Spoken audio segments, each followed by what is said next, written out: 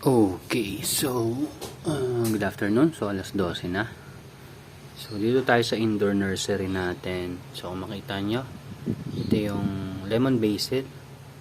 At dun sa mga tanim nating lemon basil, yan, hindi na nag-germinate yung sweet at saka Thai basil. So yung mga buto niyan, i-discard ko na. And aasa na lang tayo na makakollect tayo ng buto dun sa mga tanim natin. So ito naman, bell pepper. So wala pang nag-germinate. Tinanim ko yan nung March 26. So meron naman tayo dito bell pepper nung March 26. Direct sowing na to. Ayan. Direct sowing. So may tumubo na mga 3. So 4. Mayroon ng ugat yung isa eh. So sabihin mo 4 out of 6 tumubo, direct sowing siya. So, maganda rin result nung cucumber. So diyan na sila, direct sowing. May ilaw din yan. Hindi ko na sila nilagay sa dark area. So ganoon din tong cherry tomato. Lahat din nag-sprout. So maganda yung butong nabili natin recently. Tapos dito naman, ito na yung cherry tomato natin nung 19. Ito puro 26 nung March 26. Ano pa? Ito yung March 14 naman na bell pepper. So mas matagal mag-germinate yung bell pepper compared dun sa cherry tomato and cucumber. Yung cucumber na natin na nandito, nailipat ko na sa taas. So yun yung nasa isang video natin pag chinek up natin dun. So ito, tingnan pa rin natin kung tutubo. Tapos, ayan. So, meron ako nabanggit last time na chives. So, yun, nandito siya. Tapos, meron pang isa yata dito. Tinanggal ko ng isa. Tapos, ayun. Napansin ko, may tumutubong isang buto. Sa isang foam kasi, 3 yung nilagay ko. At, ngayon, may nakikita kong isa. Tapos, compare naman natin siya sa nilagay natin recently lang. So, yung chives nung 19 din yan. 19. So, ito naman chives na to ay tinanim natin nung 26. So, kasabayan nun. So, kung mapansin nyo, ayan, may mga sprout na naman siya. Yung mga buto dyan, 5 piraso. So, 5 piraso.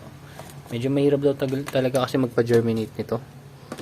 Pero, once na makapag-grow tayo, susubukan natin yung, hindi siya cuttings eh. Parang, naka-cluster kasi siya, tapos isa-separate mo yung cluster, tapos papatubuin mo siya. So parang yun na yung pinaka-cutting version niya. Pero later on din, susubukan din natin chives direct dito. So in terms of nutrients, parehas lang naman to na pang lettuce yung nutrient solution na nandyan. Yan, parehas lang yan. So ito dapat ang transfer nito today. Pero baka bukas ko na ilipat kasi meron pang mga laman yung paglilipatan niya. So hindi ko lang alam kung gano'n nakaano yung ugat niyan. Pero hopefully kaya pa hanggang bukas. So mag-delay transfer tayo ng mga olmete natin. Yan.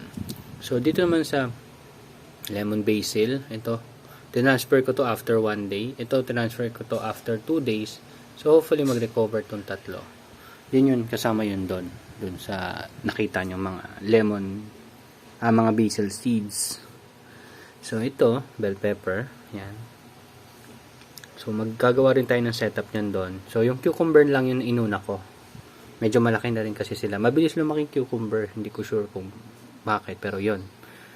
Based sa experience ko ngayon. So, ito naman, itong mga cherry tomato. Ito yung next natin na ililipat doon. Pero since 3 sila, 2 lang ililipat natin sa hydroponics, yung isa ililipat natin sa cup lang, tas nasa soil.